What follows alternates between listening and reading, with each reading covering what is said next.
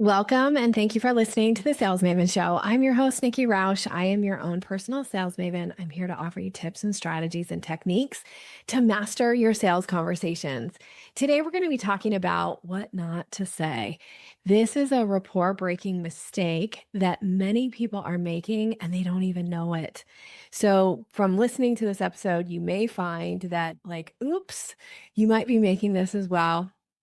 It's about bringing it to your awareness so you can decide to do something different. That's the whole point of the episode. So this is a solo episode. It's just you and me here, just having a little chat today. All right, so let me set the scene.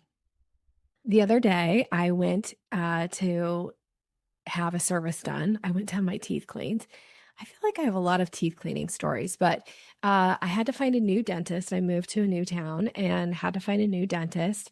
So this was my first cleaning with this dentist office. Okay. That's the scene.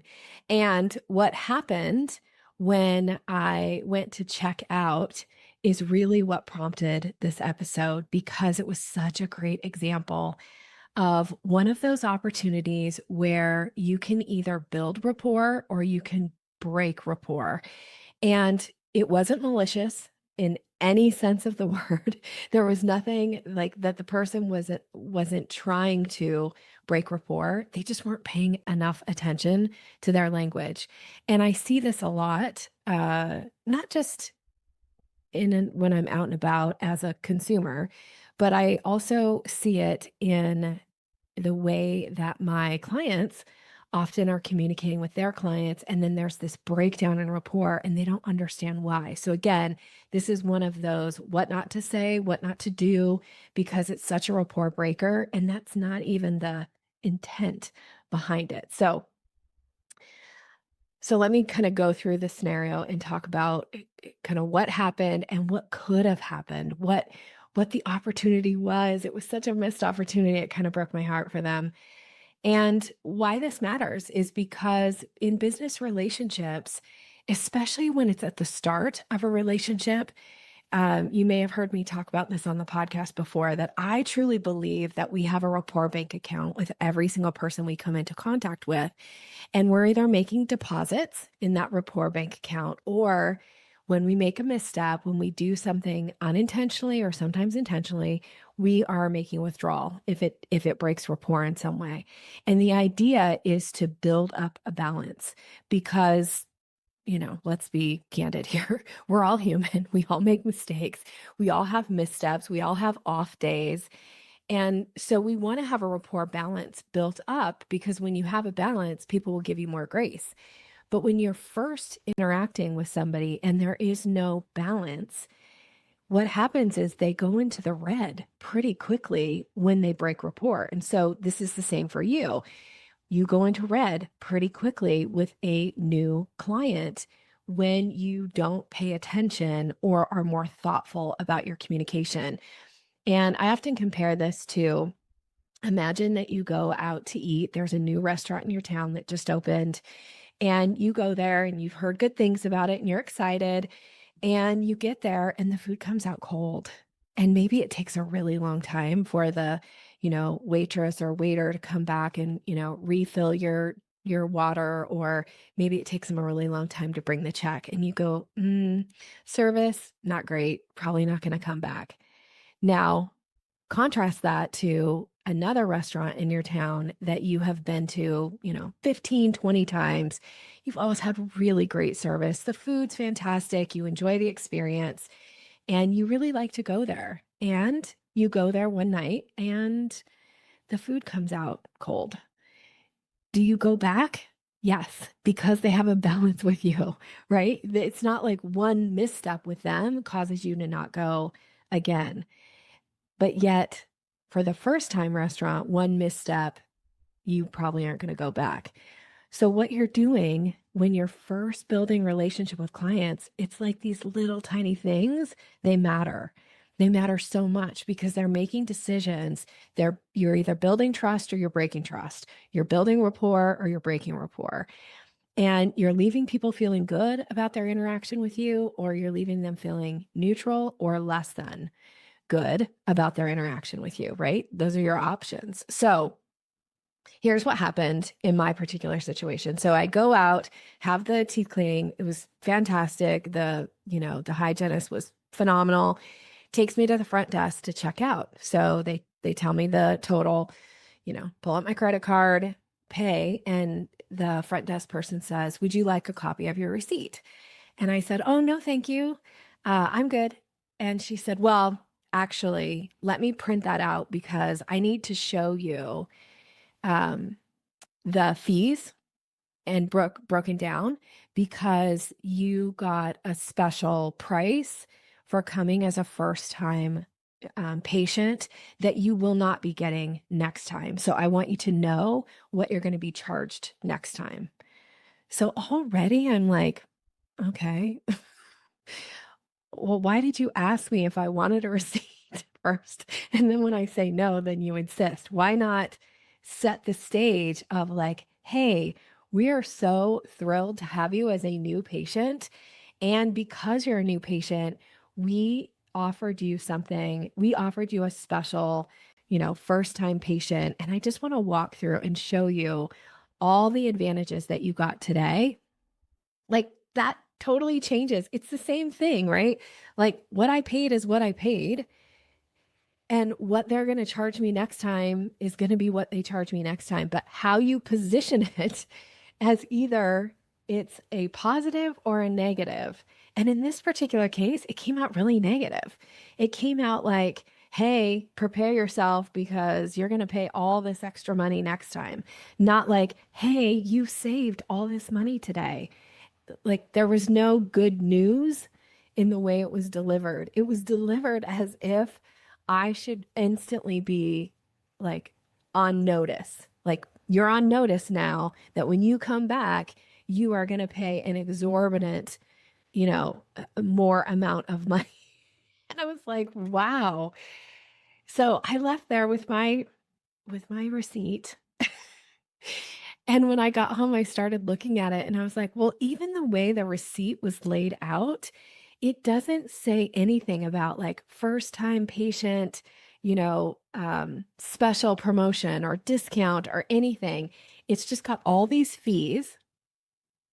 And then it just says, what does it say? It says client adjustment. That's what it says.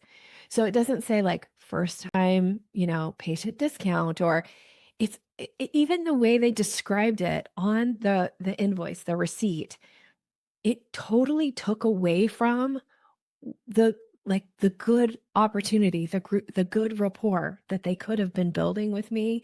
I could have left there feeling like, dang, I got a good deal. I'm so happy. I can't wait to go back to see these people.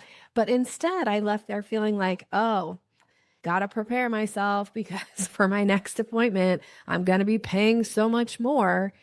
Like nothing about it felt good. Now, there are ways that you can lay these things out so that they land better. Now, if you're going to give a client some kind of extra bonus, you need to position it as it's good news. And it needs to be positioned as this is for your benefit for the client. Not like, hey, just a heads up, it's going to be worse next time, which was really kind of how it was delivered. So it's always about intent versus impact.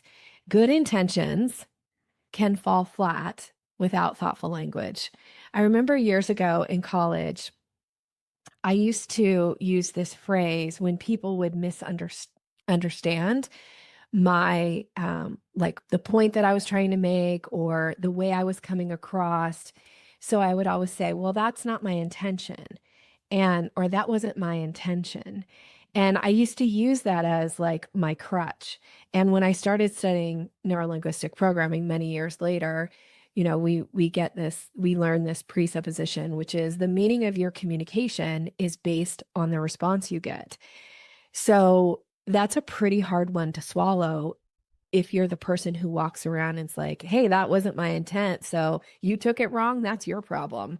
Right. Which was me for many years and really for many years, my first years of my career.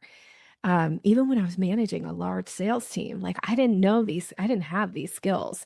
these communication skills. And I didn't show up from a place of like, the meaning of my communication is based on the response I get. And so it was on me to be a better communicator. I always thought it was on the other person to just like get over it and or pay attention to the intent, not to the impact. And that is such a mismatch. And if there's some part of you that's like, yeah, that's me, chances are you are rubbing people the wrong way and you are leaving some destruction in your wake that is totally unnecessary. It does take energy and it does take effort to learn communication skills. But I will say, of all the things I've ever invested in, and I've invested in a lot of things, learning to be a better communicator has served me time and time again. It has helped me make more money. It has helped me improve relationships. It has gotten me through really tough conversations.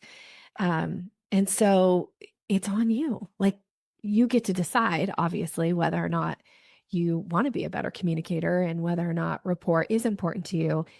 And in sales, it's like one of those skill sets. I think a lot of times people is like, well, be a better listener.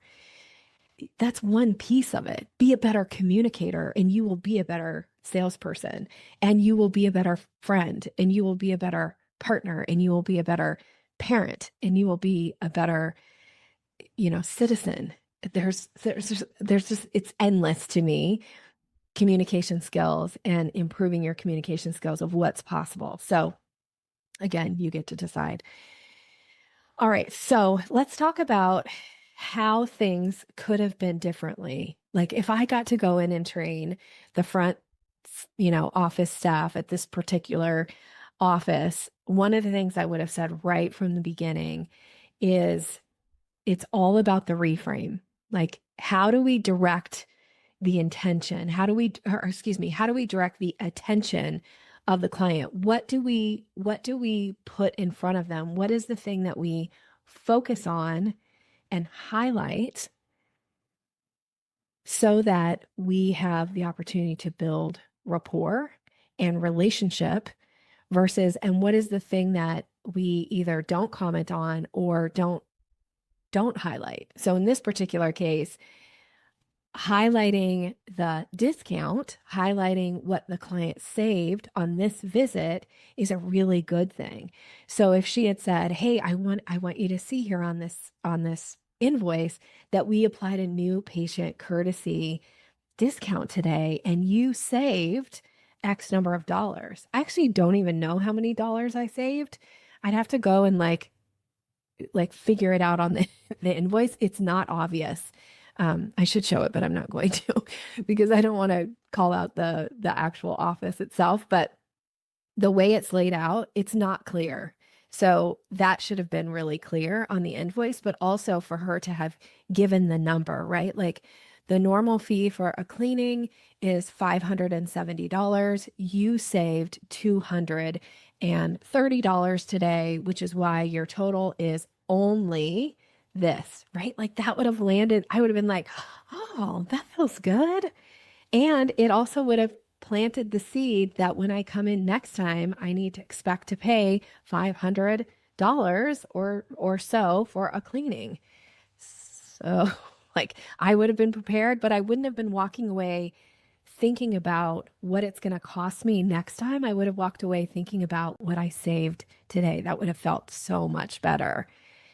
Now, if they're having confusion when the client, like a new patient comes back the second time, and that could be why she's framing it this way, is because when people are coming back in, they are having sticker shock because they weren't prepared. And so that could have been her intent, right? And pointing this out to me.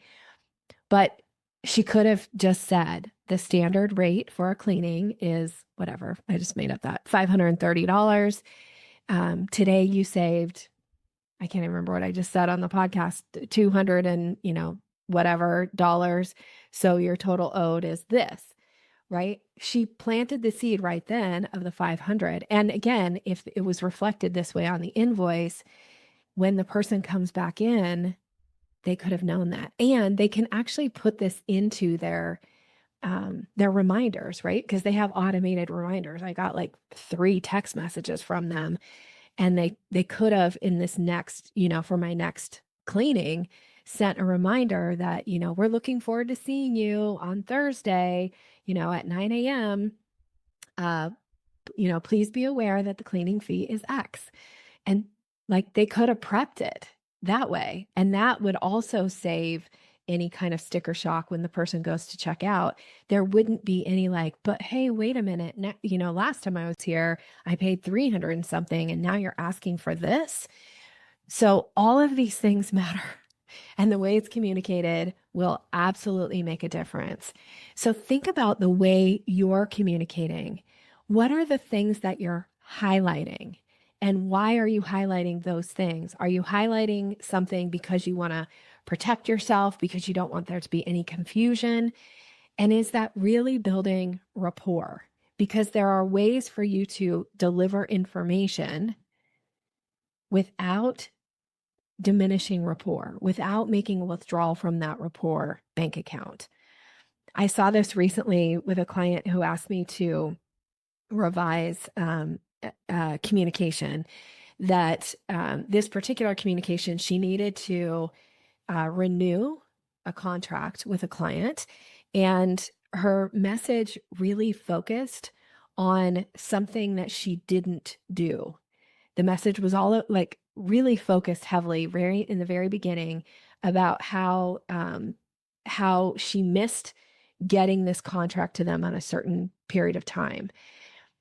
Well, that then has the client focus on, oh, you made a mistake. But instead, I actually rewrote the message and said, let's focus on that we're really grateful for them to renew. And here's the dates for the new contract, and here's how to sign it, and invite them to ask any questions they might have. And then by that focus, we don't focus on the like what didn't happen. We don't focus on the thing that, and I know why people write this way, right? Is because you are feeling like, I missed a step here and I need to acknowledge it. But the client doesn't even know. Like the client didn't even know that you missed the step. And if they did, like let them bring it up. And then of course you can address it. But really what you want, like what's the outcome that you want? That's the thing I think a lot of times we miss. We don't think about what's the outcome? What can I do to get us there in a really positive, engaging way with the client?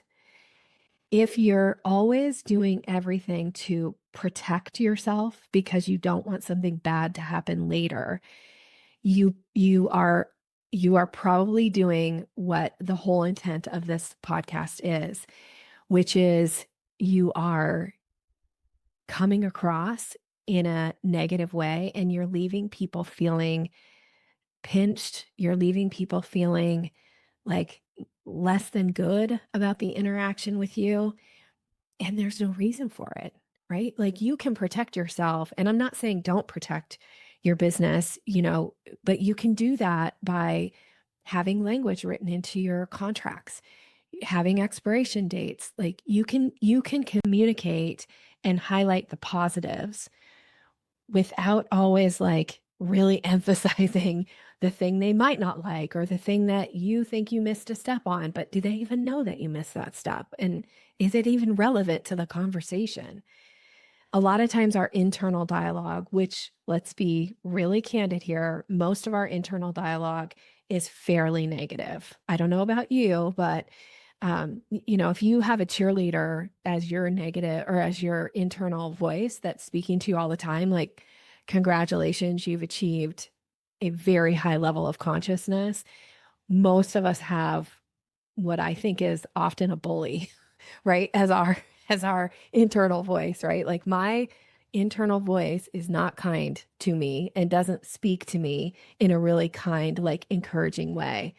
My internal voice rarely is like, you go girl, you're doing your best. Like, okay, it didn't go as well as you wanted, but you'll get them next time, right? Like, no, my internal voice is like, hey, moron, get it together. You just embarrassed yourself there, and you know better, and you should do better. And, like people are going to think you're a complete idiot, right? Like that's my internal voice. And that's probably not even because my internal voice is curses quite often. So there was a lot of curse words I left out just for the sake of the podcast. But that's how my internal voice talks to me. It's not great. And so that cannot show up though in the way that I am communicating with the client. I don't need to bash myself. I don't need no, again, it's not great. That's a whole mindset thing. I probably need to work with a coach on. But realistically, that does not get to come through in the way that I communicate with the client. The way I communicate with the client and the way I encourage you to communicate with your clients is in the positive. And this isn't being a Pollyanna. This is just looking to highlight the positives with people. What can you do that's going to leave them feeling really good about their interaction? Because I really want you to be thinking about every interaction with a client is an opportunity for you to deepen rapport or chip away at it, make a deposit or make a withdrawal.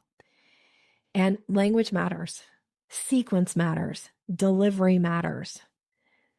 I want to say that again. Language matters, sequence matters, delivery matters. These things are crucial to how the other person is going to take it because they don't know all the internal dialogue. They don't know why you're focusing on the negative. They don't know that it's like you just kind of beating yourself up.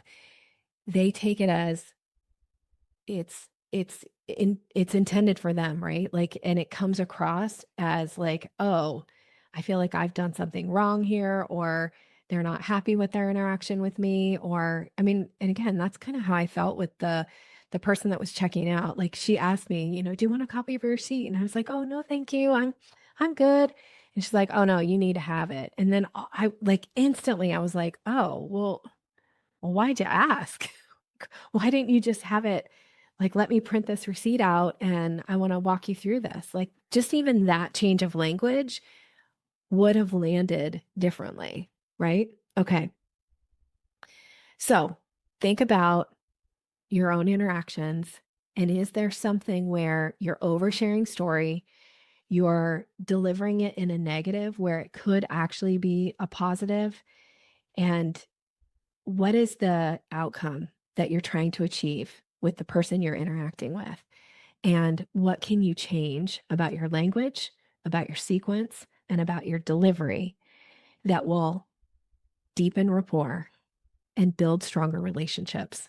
All right. Thank you for listening. As always, I'm so grateful that you show up whenever you do, whether it's each week or you pick and choose the episodes. Thank you for listening to this one. If there was a takeaway that you're willing to share, what was like, what spurred, what thought came, or what thing did you think, oh, I'm going to start doing this differently, or, oh, it reminded me of a situation. And if you feel inclined to share it, please reach out to me. I'm always delighted to hear from you as a listener. I'm wishing you continued success in all of your communication.